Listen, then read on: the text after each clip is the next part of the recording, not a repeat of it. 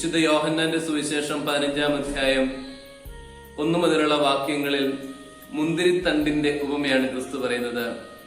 അവിടെ 4-ാമത്തെ വാക്യത്തിലേക്ക് വരുമ്പോൾ ഇങ്ങനെയാണ് പറയുന്നത്: remain united to me and I will remain united to you. എന്നിൽ വസിക്കുവിൻ, എന്നാൽ ഞാൻ നിങ്ങളിലും വസിക്കും. ഒരു വലിയ ഉറപ്പാണ് ഈ വിശുദ്ധ വേദഭാഗത്ത് തമ്പുരാൻ നമുക്ക് നൽകുന്നത്.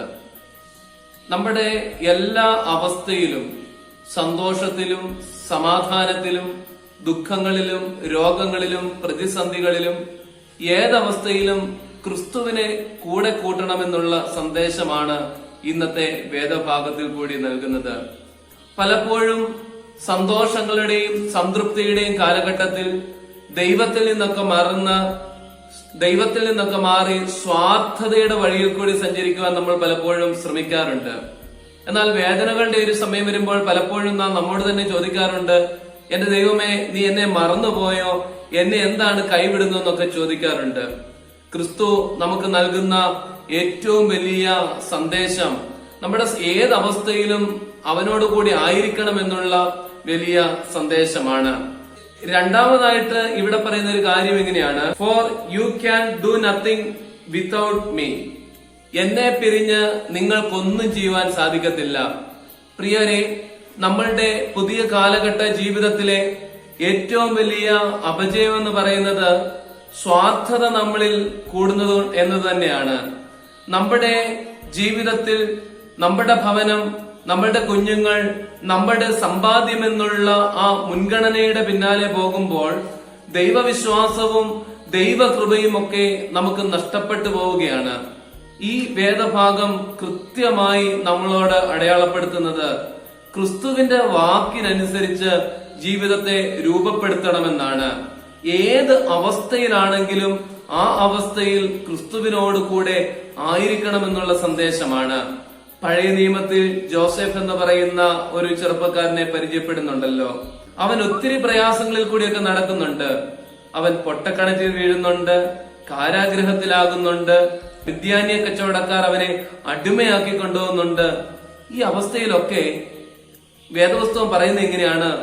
യോസേഫിനോട് കൂടെ യഹോവയുണ്ടായിരുന്നു, യോസേഫിനോട് കൂടെ ദൈവമുണ്ടായിരുന്നു. നമ്മളാണെങ്കിൽ പറയും, ഈ പ്രയാസങ്ങളിലും പ്രതിസന്ധികളിലും കൂടെ നടക്കുമ്പോൾ എവിടെയാണ് ദൈവത്തിന്റെ സാന്നിധ്യമെന്ന്. എന്നാൽ പിന്നീട് കാണുന്നത് അവന്റെ ജീവിതം അനുഗ്രഹമായി മാറുകയാണ്. പ്രിയപ്പെട്ടവരെ, തമ്പുരാൻ കൂടെയുള്ള ജീവിതത്തിന്റെ പ്രത്യേകത ഇതാണ്. ചിലപ്പോ പ്രയാസങ്ങളൊക്കെ ജീവിതത്തിൽ ഉണ്ടാകാം. ഈ കോവിഡിന്റെ കാലഘട്ടത്തിലൊക്കെ സാമ്പത്തികമായും മാനസികമായും ശാരീരികമായും ഒക്കെ ബുദ്ധിമുട്ടുന്ന നൂറുകണക്കിന്, ആയിരക്കണക്കിന്, ലക്ഷക്കണക്കിന് ആൾക്കാർ ഈ ലോകത്തുണ്ട്.